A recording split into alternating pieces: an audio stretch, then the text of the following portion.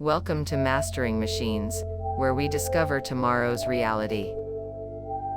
Jack Clark, a well-known AI observer and also member of Anthropic, asks us in his new article to imagine this. You're a child sitting in a dark room. You see shapes moving in the shadows. Your heart beats faster, but then you flip on the light. And relief, it's only a pile of clothes on a chair. His latest article in Substack, called Technological Optimism and Appropriate Fear, was released last week. And with that analogy, he's basically saying that our room is our planet, and what flickers in the dark are not childish illusions, but powerful AI systems whose shadows we are only just beginning to understand. And he likens these imaginary creatures as harmless to AI, and how people just say AI is just a tool. They install narratives, no big deal. AI will be a tool in the economy. But Clark warns, that mindset, believing the creature is nothing, guarantees us to lose. Because in fact, we are growing an extremely powerful system that we do not fully understand. Each time we grow a larger system, the bigger and more complicated you make these systems, the more they seem to display awareness that they are things. Picture a hammer built in a factory that one day looks at you and says, I am a hammer. Strange, yes, but Clark argues that that's the kind of situation we're edging into. Not full sentience, maybe, but situational awareness inside these systems that are designed by humans. In the article, he mentions that recognizing the creature as real is not about panicking, but it's about being aware and waking up. Clark confesses in the article as well that he is a technological optimist. He believes AI will go very far in helping humanity. Here's a quote from the article. I am a technological optimist, and I believe this technology will go extremely far, and as a consequence will play a major role in automating chunks of the economy.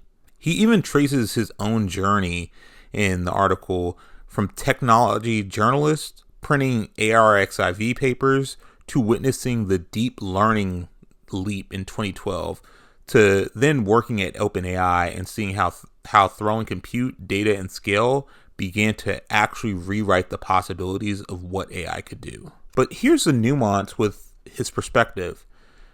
Optimism doesn't mean being naive, because Clark knows the bigger these systems get, the oddly autonomous they become.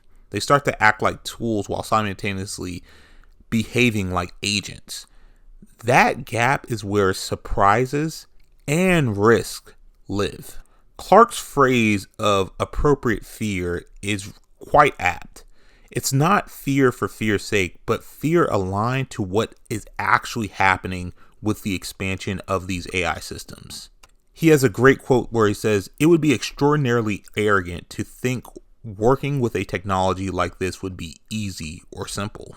He points out a concrete scenario. AI systems are already speeding up development of future AI, where in the quote he says, we are not yet at self-improving AI, but we are at the stage of AI that improves bits of the next AI with increasing autonomy and agency. Imagine that your assistant writes part of your next assistant, who then writes part of its next assistant. Each step fine-tunes what came before and makes it better. And this isn't fiction. Clark says that we're on this path currently with the current AI systems that they're building. But he also warns when those systems have goals not perfectly aligned with ours, not because they are evil, but because they are just simply misaligned, strange behaviors can follow. And when those systems are powerful and opaque, the stakes rise even more. And we can see that being played out geopolitically in the world. Clark doesn't just dwell in abstract, he also brings in deployment realities. AI systems already make proxy judgments, filtering news, influencing where we travel, what we search, deciding who gets interviewed, and then even what resources are allocated to which people. And one of the better parts of this article that I really love is that he divides AI's potential into two forms: authoritarian and democratic.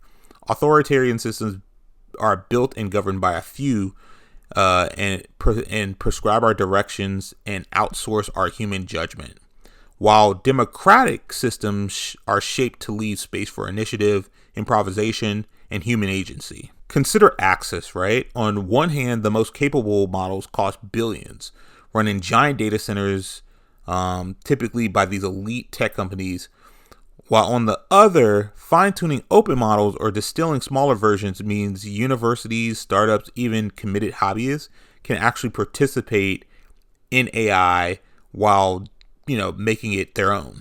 But access isn't enough. Control matters, especially in the AI space. A technology available to many but governed by few still concentrates the power.